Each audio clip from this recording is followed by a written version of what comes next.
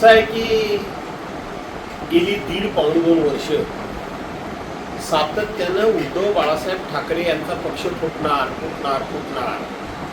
उद्धव बाळासाहेब ठाकरे यांच्या पक्षाचे खासदार हे वेगळा गट स्थापन करणार, ते अन्य कुठल्या तरी पक्षात सामील होणार, अशा प्रकारची सातत्यानं अफवांची राळ ही गेले 1.5 वर्ष त्या ठिकाणी उठवण्याचं काम सातत्यानं सुरू आहे.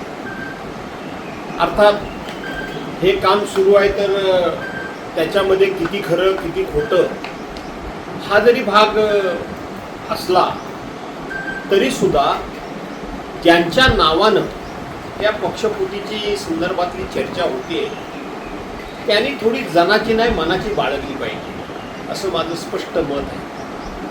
याचं कारण असं आहे की शेवटी आज तुमची केंद्रामध्ये सत्ता आहे, देशामधल्या जवळजवळ 22 राज्यांमध्ये सत्ता आहे.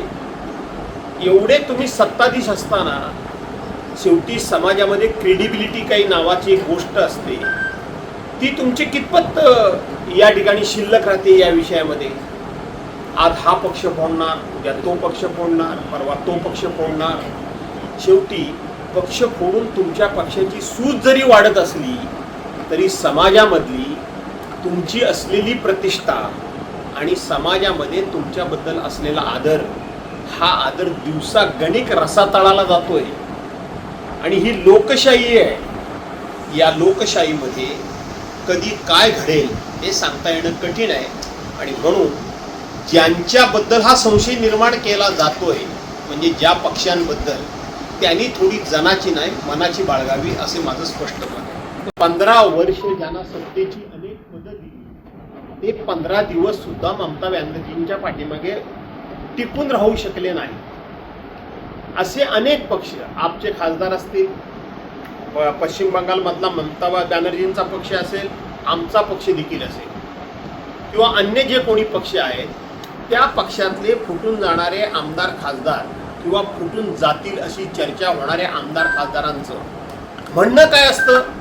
आम्ही विकास कामाकरता जातोय, आम्ही आमच्या भागातल्या विकास कामं रखडवली जातात, आमची विकास कामं केली जात नाही म्हणून आम्ही जातो, आमच्या नाना तऱ्हेच्या चौकशीनं आमचा ससा मिरा सुटत नाही, या नाना तऱ्हेच्या चौकशांमुळं आम्ही हैराण झालेलो आहोत, आम्हाला कौटुंबिक सुख शिल्लक राहिलं नाही म्हणून आम्ही जातो आहोत.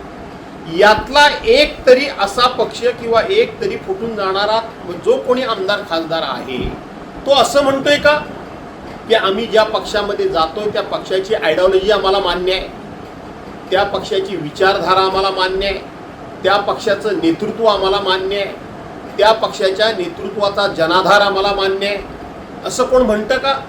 कोणी म्हणत नाही. विकास कामांकरता जातोय किंवा ज्या काही चौकशी एजन्सीच्या मार्फत आम्हाला छळलं जातंय त्या छळापासून सुटका करण्याकरता म्हणून आम्ही जातोय. काही लोकांनी सांगितलं की जेलपेक्षा भाजपा बरा, काही लोकांनी सांगितलं की निवांत झोप लागायची असेल तर तिकडं गेलेलं बरं. याचा अर्थ कोणीही विचारधारेमुळं जात नाही आहे, तर केवळ आणि केवळ छळवादापासून आपली सुटका व्हावी. मग ती मतदारसंघातल्या कामांची असेल नाही तर वैयक्तिक चौकशांची असेल. या छळवादाला कंटाळून लोक जात आहेत, याचा विचार कोण नाही तर ह्या देशातल्या जनतेनं करावा असं मी आव्हान संदर्भातलं मी बोलतोय. पक्ष फुटतायत, ते का फुटतायत ते मी तुम्हाला सांगितलं. अरे पक्ष फोडणाऱ्यांना थोडी जनाची नाही मनाची तरी असली पाहिजे ना, हा त्यातला महत्त्वाचा मुद्दा आहे. या देशामध्ये 70 वर्ष काँग्रेसने काय केलं म्हणून हे प्रश्न विचारणारे लोक, यांच्या पक्षाला असं काही काँग्रेसने तोडण्या फोडण्याचं काम नाही केलं. काँग्रेसमध्ये पक्षांतरं झाली नाही का?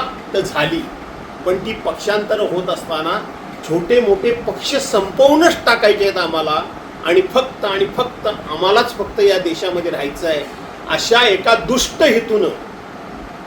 हेतून काँग्रेसनी अशा पद्धतीनं कुठलाही पक्ष संपवण्याचं काम केलेलं नाही, हे लक्षात घ्या. आणि म्हणून ओम बिर्लांना काय कोणी पत्र दिलं हे माझ्या दृष्टीनं गौण आहे, तुमची एक हाती सत्ता असताना सुद्धा तुम्ही ज्या पद्धतीनं वागताय हे लोकशाहीला मारक आहे. हे डॉक्टर बाबासाहेब आंबेडकरांच्या घटनेला अभिप्रेत नाही. पक्षांतर्गत बंदी विरोधी कायदा पूर्णपणे पायदळी तुडवून टाकलेला आहे. मला तर वाटतं, माझं आव्हान आहे की या सरकारला की हा पक्षांतर्गत बंदी विरोधी कायदा तुम्ही संपवूनच टाका. हा कायदाच रद्द करून टाका. मगच खरी देशामध्ये मजा येईल. कोण कुठे जातोय आणि कोण कुठे जातोय हे कळेल. आणि म्हणून आपल्याला हा मी मोठा नाही तर देश मोठा आहे हे फक्त तोंडानं बोलून चालणार नाही. तोंडानं फक्त राष्ट्र प्रथम, तुमच्या ह्या अशा कृतीनं, तुमच्या ह्या अशा निर्णयानं राष्ट्र टिकणार आहे का? राष्ट्र प्रथम राहणार आहे का? तुमचा पक्ष फक्त प्रथम, पण तो पक्ष सुद्धा राष्ट्र जर असेल तर तो पक्ष टिकेल, नाही तर टिकणार नाही, असं माझं स्पष्ट मत आहे. सांगतो की शेवटी जे घडत आहे, जे घडणार आहे ते घडणारच आहे. त्याची फार मोठी चिंता पक्षप्रमुखांनी करू नये, एवढंच फक्त आजच्या खेपेला मी सांगेन. शेवटी ये दिन भी निकल जाएंगे, हे दिवस सुद्धा निघून जातील. पण हे दिवस निघून जाण्याकरता म्हणून आपल्याला कुठे ना कुठेतरी काही कार्यक्रम हातामध्ये घ्यावा लागेल, काही निर्णय करावे लागतील, काही भूमिका त्या ठिकाणी आपल्याला ठरवावी लागेल. आणि म्हणून मी आजच्या दिवशी पक्षप्रमुखांना एवढंच सांगेन, उद्धव साहेबांना, कि डरो मत, बिल्कुल डरो मत. जो होने वाला है वो होने ही वाला है. जो हो रहा है वो हो ही रहेगा, और जो होने वाला रहेगा वो भी होता रहेगा. चिंता मत करो. टाइम्स डिजिटलला लाईक करा, शेअर करा, सबस्क्राईब करा आणि बेल आयकॉन दाबायला विसरू नका. Times digital.